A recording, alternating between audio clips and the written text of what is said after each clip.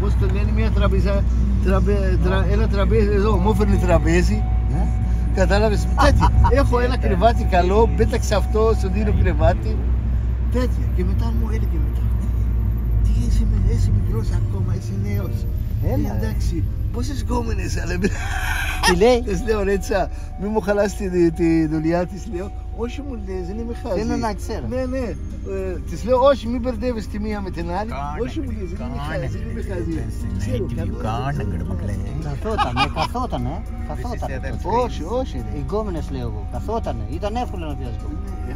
Είχα ρε μαλάκα, ανέβηκε η γκόμενα, κατέβηκε άλλη. Ρεπερτόριο. Είχα μία γειτόνισσα που έβλεπε τις γκόμενες μόνο και με παθόταν λόγω αυτού. Φαντάσου οι ένας οι μαλάκες είναι. Μάλιστα. Ναι, επειδή είναι συγκομονιάδες, σου λέω να το κάτσω κι εγώ. Και εγώ νόμιζα ότι δεν ήξερε. Και τα ήξερε όλα. Ναι, οι γυναίκες μιλάνε μεταξύ τους. Είδες?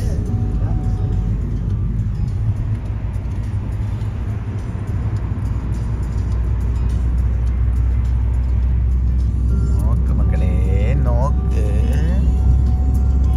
കണ്ടില്ലാന്ന് പറയുന്നത് കാണുങ്ങട്